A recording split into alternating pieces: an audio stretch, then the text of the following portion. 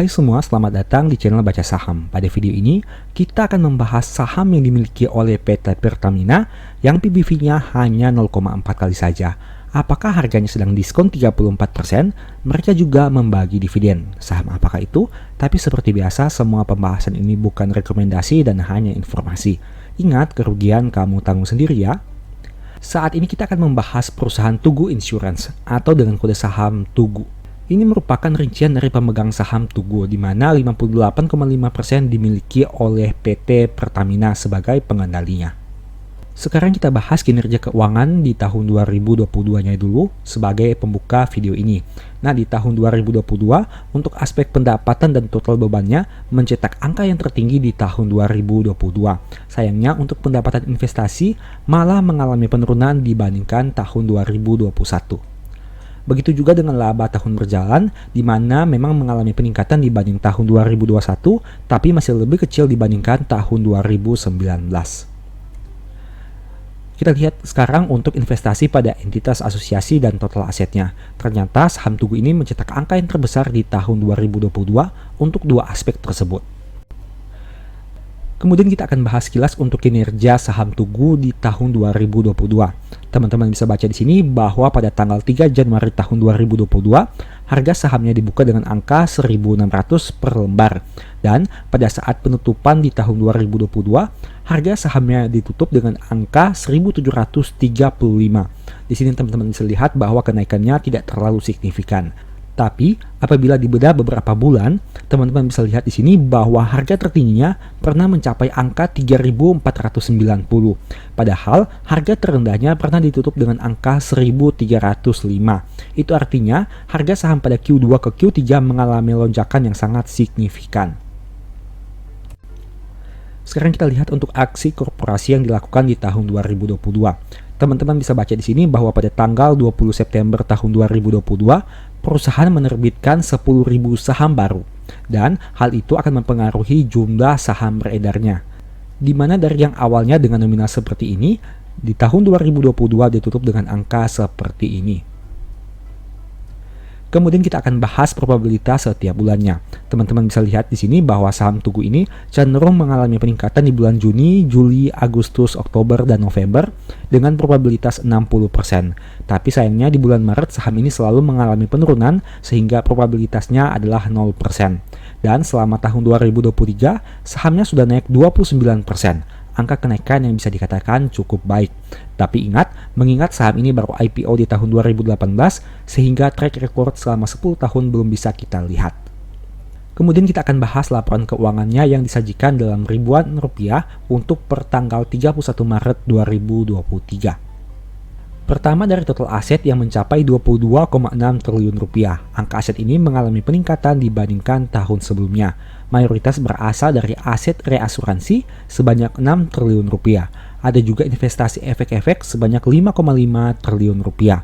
Sayangnya saldo kasnya sendiri mempunyai nominal yang tidak terlalu besar, hanya 661 miliar saja. Nah, jika kita bandingkan dengan total liabilitasnya yang mencapai 12,5 triliun, otomatis angkanya sangat jauh. Dan untuk saldo liabilitasnya juga, teman-teman harus ingat bahwa mayoritas didominasi oleh liabilitas asuransi sebanyak 9,4 triliun rupiah. Ada juga hutang asuransi dan retrosesi sebanyak 1,5 triliun rupiah. Kemudian dari komponen ekuitas dengan jumlah 9,3 triliun yang mengalami peningkatan yang cukup signifikan dibandingkan tahun 2022. Mayoritas masih berasal dari saldo laba yang belum dicadangkan penggunaannya. Poin berikutnya adalah dari aspek laba rugi dengan total pendapatan sebanyak 835 miliar yang mengalami peningkatan dibandingkan tahun sebelumnya. Dan mayoritas masih berasal dari premi bruto sebanyak 1,6 triliun rupiah. Kemudian kita bahas dari aspek bebannya. Di sini ada yang menarik di mana komponen beban lain-lain mengalami poin positif di tahun 2023 ini sebanyak 1 triliun rupiah. Padahal harusnya untuk komponen beban memang menghasilkan saldo minus. Nah, kita akan lihat apa sebabnya.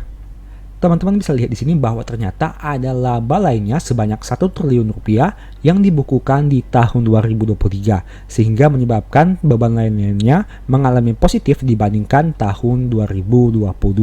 Tapi sebagai catatan, untuk komponen ini memang seharusnya saldonya berangka minus dan bukan positif.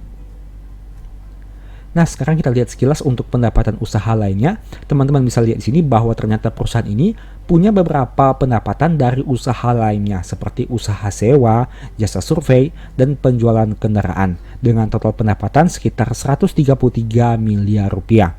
Teman-teman bisa baca di sini bahwa pendapatan sewa merupakan pendapatan dari usaha sewa properti investasi dan kendaraan entitas anak. Jadi, segmen bisnis perusahaan ini ternyata beraneka ragam. Kemudian kita lihat untuk laba tahun berjalannya mengalami peningkatan dari 63,6 miliar naik menjadi 923 miliar di tahun 2023. Tapi seperti yang sudah kita bahas tadi, hal itu lebih disebabkan karena adanya peningkatan untuk laba lainnya sebanyak 1 triliun rupiah pada pos beban lain-lain. Kemudian kita akan bahas untuk historical EPS-nya. EPS perusahaan otomatis mengalami lonjakan yang signifikan dalam 4 tahun terakhir karena adanya peningkatan dari laba lainnya. Untuk aspek dividen, saham ini konsisten membagi dividen setiap tahun seperti yang teman-teman bisa baca pada tampilan berikut ini. Yieldnya sekitar 3,1% per 1 kali dengan PBV 0,4 kali, yang berarti dengan modal 5.200 saham ini dijual lebih murah dengan angka 2.200, NPM 94 dengan ROE 39%. Tapi ingat, hal itu disebabkan karena adanya kenaikan laba akibat dampak dari laba lainnya, sehingga teman-teman tidak boleh terlalu euforia melihat angka rasio keuangan seperti ini. Dan untuk rasio DER-nya berada di angka 134%. Untuk kinerja harga saham dalam 3 tahun terakhir masih turun 34%, sempat di 3.400 tapi sempat juga di 1.200. Untuk historical PBV, rata-rata 3 tahun terakhir di angka 0,4 kali, dan saat video ini dibuat bisa dikatakan diperdagangkan sedikit di atas rata-rata PBV 3 tahun terakhir. Dulunya sempat diperdagangkan di atas PBV 0,61 kali, tapi sempat juga turun hingga ke PBV di bawah 0,3 kali. Demikianlah pembahasan singkat saham Tugu. Selalu ingat bahwa video ini bukan rekomendasi dan hanya edukasi. Segala risiko kerugian menjadi tanggung jawab kamu sendiri. Sebagai informasi, apabila kamu ingin mempelajari metode nabung saham dan dividen investing, mungkin ebook strategi nabung saham ini bisa membantu. Untuk detailnya silahkan baca pada tampilan berikut ini. Apabila kamu ingin mempelajari analisa fundamental dan money management, mungkin ebook di stock market ini bisa membantu. Untuk detailnya silahkan baca pada tampilan berikut ini. Dan apabila kamu ingin mempelajari analisa laporan keuangan dengan lebih detail, mungkin ebook ini bisa membantu. Dan detailnya juga silahkan baca pada tampilan berikut ini. Apabila tertarik melakukan pembelian ebook baca saham, silahkan chat saja pada nomor WA yang tercantum. Oke, sekian video ini, semoga bermanfaat. Thank you.